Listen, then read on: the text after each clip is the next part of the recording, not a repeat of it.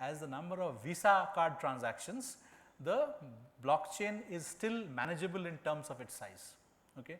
We have existing systems which can handle that kind of data. 50 GB, 100 GB is not really a lot of data in today's big data systems. And that is where this fits in with the concept of our data analytics, because there is lots and lots of data stored in the blockchain on transactions which can be mined. Okay. There are very interesting patterns of data found there, where money is moving and this and that, all kinds of things. But remember, the Bitcoin is just one application of this amazing technology. The real technology is the blockchain technology, because on the blockchain you can do many, many things. Okay? And that is the focus of many groups today. So, which brings us to the final aspect of our story, the crypto contracts. Okay? As I said, these crypto contracts are created by creating a long string of numbers, and that is a contract. That is what you see out here. Okay? Now, the contract in the string of number that you see, do not panic on this, we can take a look at it later on. What you see in the contract is actually a small program. It is a program written in a very peculiar language called the cryptocurrency language. It is not an amazing language, but it is a simple programmatic language. It is not Turing complete for a reason. So, whenever so the contract consists of data and a program and some more data. So, when the contract hits your mining software, the mining software will run the program, and if the output of the program is a true or a false, the true means it is a valid transaction, if it is a false, it is an invalid transaction. It is a very, very simple programming language, it is called whatever Bitcoin language, okay? And it is not Turing complete, because Satoshi said people if put in a loop out there in the language, then it can strangle the transaction. That is why loops are not allowed in that language, there is no if then else or no looping. But otherwise it is called an encumbrance in the world of Bitcoin. So, you would need to unencumber a contract. So, a contract is locked with a program, it can only be unlocked by appending your private key to it, a signature to it, that will create a program which evaluates to a value of true. If it evaluates to true, good, if it falls, sorry, transaction fails. Okay? So, this is the whole concept of this Bitcoin contract. So, now we have a programmable contracts.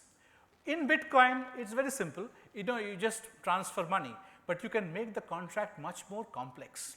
For example, you can say this money will be transferred to you only after 15th of August. That can be coded. So, this money can be transferred to you only if the price of gold goes above this much. So, any kind of logic can now be built into this contract, and this contract will trigger only when the contract conditions are met. Bitcoin has a very simple trigger if your public key matches, but the same language can be used to create a much more complicated contract, which weather conditions, this, that, all kinds of things can be programmed into it, and that is what the thing is very, very powerful.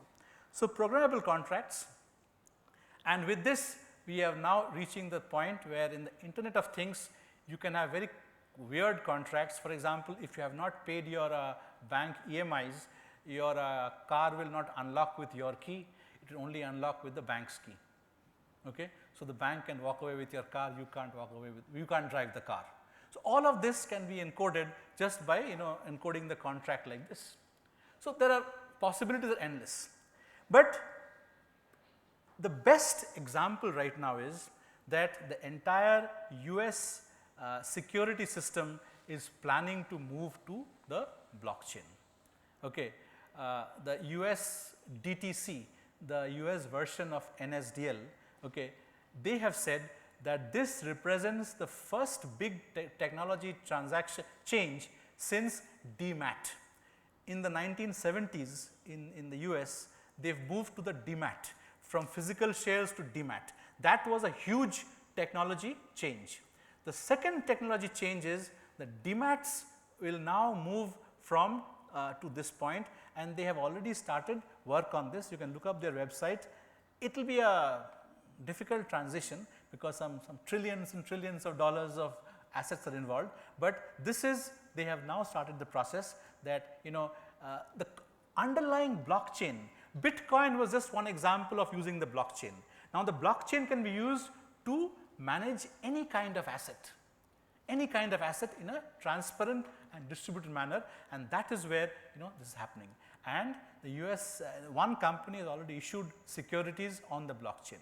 This company called Overstock. Okay, you can check them out. Their stock is available through a blockchain mechanism. Okay. So, this is the way things are moving. We are moving towards a scenario where we will be using the blockchain to manage any kind of asset. Okay. And all of it is rooted in the mathematics of cryptography and the technology of verification using the programming languages for smart contracts. So, cryptographic tools like SHA and programmable contracts are the way by which we will be able to handle many of these things in future. So, I think that brings me to the end of this presentation. There are a few slides I have left out. If you go to that link out there, okay, you will get this whole transaction including the slides I have left out for the sake of time. Okay.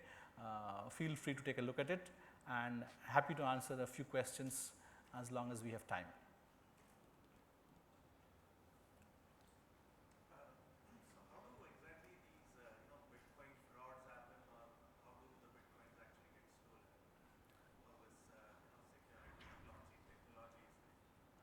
See, Bitcoin has been stolen from a couple of places. MTGOX has been stolen from there.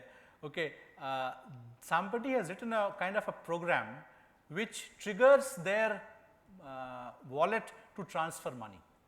So, normally money will be transferred wallet only if I will it. I mean, there has to be a set. I would say transfer this much, this much. Now, suppose I create some kind of a virus, okay, which goes and does the same thing on my behalf. So, it creates a transaction and it sells someone. So, it is a software attack on your wallet rather than a gun attack in the bank. It is like a software attack on your wallet. It is like for example, people get spam mails. So, there is a virus in your Outlook mailbox which is sending out mail, something like that. How is this addressed in a legal system? Huh? How is this cryptocurrency addressed in a legal system? As I said, in India, Bitcoin is recognized as a commodity. So, if you have Bitcoins and you sell it, and if you are liable for capital gains tax. It is like using gold or something like that. It is capital gains tax, straightforward. It is not illegal. What underlies the currency value? Just trust. That is the whole thing, the work. People believe, so it is like an equity share. Okay. So, I mean, what is the underlying value of an equity share? I mean, Company, so this is also like a company totally? that is the assumption I have said in the first. Now, it is a company which pays its employees only with equity shares, and the price is a perception. So, when it began in 2009, Bitcoin were available for a few cents each. In 2013-14, it went up to some $2,000. It is now around $700 for a share in this company or one Bitcoin. I have 3.5 of them. The question is two parts. First part is what if the wallet itself can be on the blockchain? Can it avoid theft then? And second is you spoke about that how to get into a lottery or how to win a lottery. How to make a? I mean the nonsensical number and the lottery part. That seems defy a little bit of a logic. I mean a mathematical logic. I mean. I'll tell you. So first thing is to keep your wallet in safe place, which is what I do. I don't keep my wallet on my laptop. I have a hosted wallet. Okay, just like your Outlook mailbox in your machine is a target for virus. So I keep my mail in Gmail, which is hosted out there. Similarly, my wallet is hosted on a company called Blockchain. They are the first guys that did it. So my wallet is there. Okay, so one safety is there. The second is that mathematical thing, that is the algorithm which Satoshi has created. So you hash all these numbers, you add a nonce to it, hash it once again, out comes a number. Does it win the lottery? Sorry, doesn't happen. Do it again, do it again, do it again until you win the lottery. That's proof of work. I'll maybe after that I'll talk. Okay. Is mining is the only way to create bitcoins, or Bitcoin companies creates them, and if they do, Nobody can, only a miner can create a Bitcoin, but you can buy Bitcoins.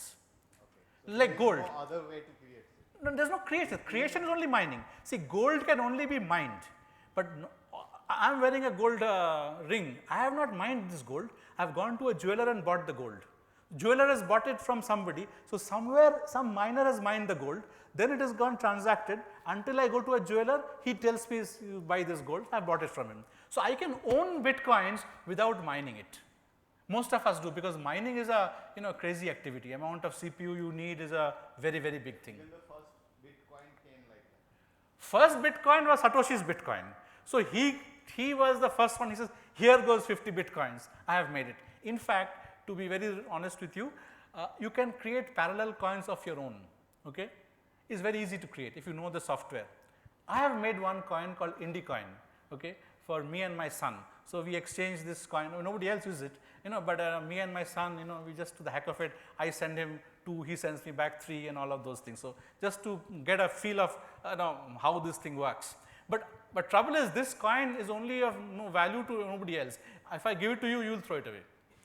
Okay. So, that is how it was in 2009, okay, when Bitcoin started. But then, as more and more people got into it, now it has become a very valid transaction.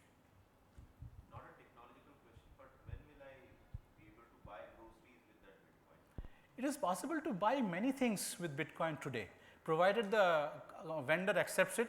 You can go to a website